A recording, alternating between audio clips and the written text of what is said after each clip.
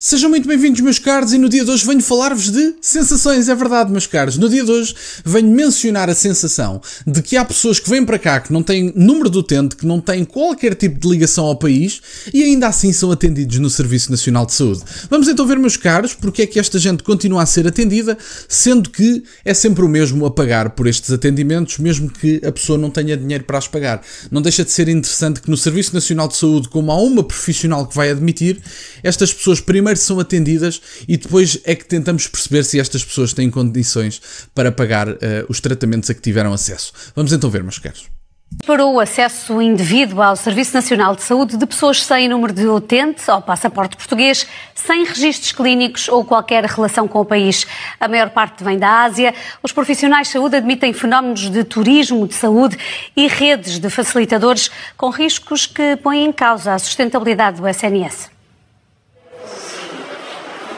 Temos, de facto, mães que fazem viagens que nós nem imaginamos e que chegam aqui e em 2 dias, 1 semana, estão na nossa urgência, têm tido ameaças de parto pré-termo ou mesmo partos pré-termo, por vezes até com desfechos negativos. Está a causar impacto para nós, a obstetrícia e também na neonatologia.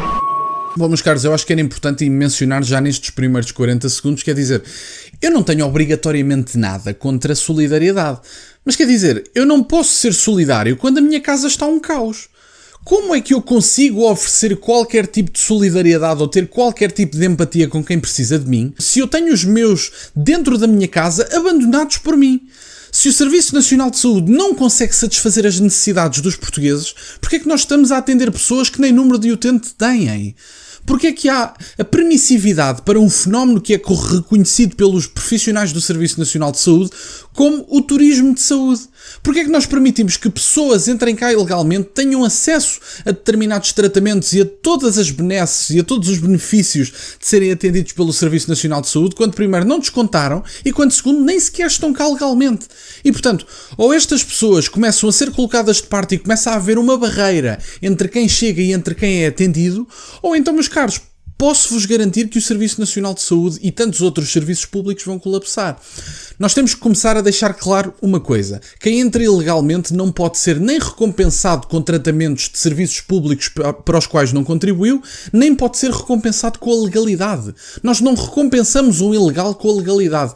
O ilegal é deportado. É tão simples como isto. E, portanto, ou começa a haver uma barreira e nós priorizamos os portugueses, os nossos, as pessoas que financiaram os serviços públicos, que estas pessoas usufruem de graça, ou então os serviços públicos vão colapsar e a sustentabilidade do país vai ser posta em causa. E a culpa vai ser de quem aprovou este tipo de questões de imigração. Vamos ouvir o resto. Isto é mais ou menos cerca de uma portuguesa para uma estrangeira. Uma grávida que me aparece sem historial, se estiver em trabalho de parto, fica internada. E depois de ter o bebê, vai embora e, portanto, não temos mais noção nenhuma do que é que aconteceu. Bom dia. Bom dia. Sabahul khairi. Temos pessoas de todo o sítio. Temos do Nepal, do Azerbaijão, não é? Afeganistão, e em boa verdade, nosso trabalho é 24 horas. O que nos preocupa sobretudo são os casos de recurso, nomeadamente à urgência, de pessoas que não são seguidas sequer nos cuidados primários. Nós temos registro de cerca de 70, 80 por ano nessa situação, normalmente com comorbilidades ou com outras patologias, com planos de vacinação que não são conhecidos pelas nossas equipas e, portanto, não temos a noção de qual é a situação das pessoas.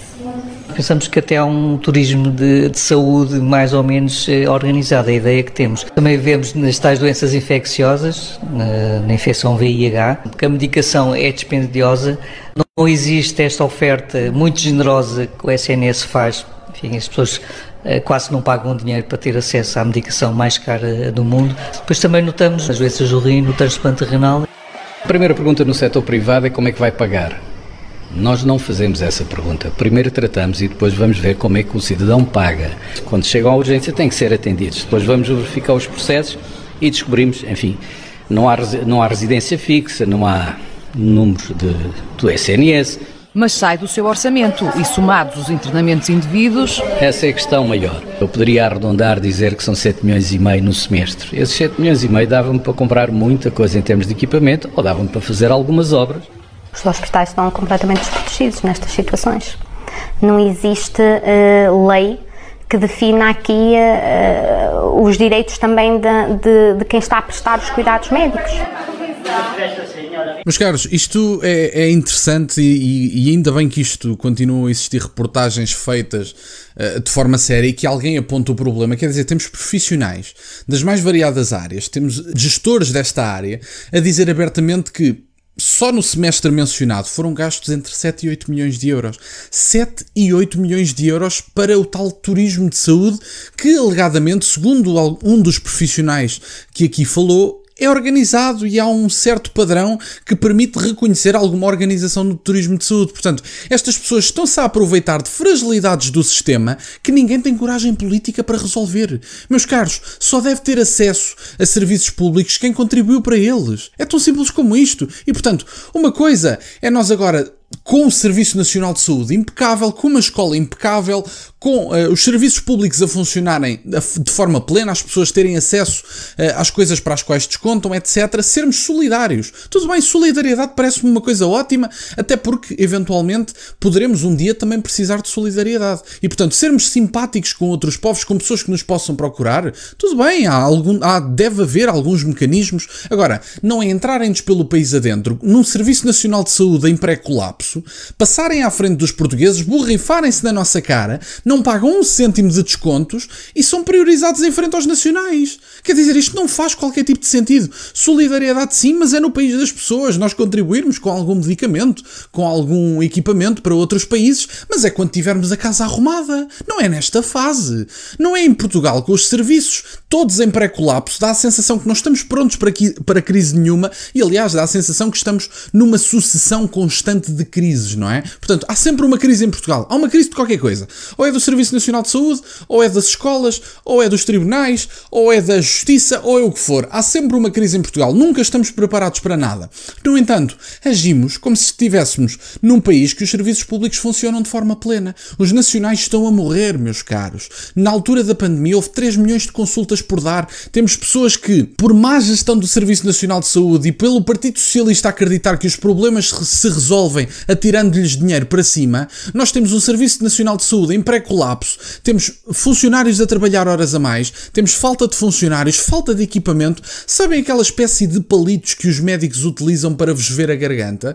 Esses palitos estavam em falta em hospitais. Sabem, papel para fazer impressões de notas de alta, nomeadamente, havia médicos a queixarem-se que havia hospitais que não tinham papel para imprimir notas de alta. E andamos a gastar 7 a 8 milhões de euros por semestre para atender pessoas que nem número de utente têm. Mas ninguém fica revoltado com isto.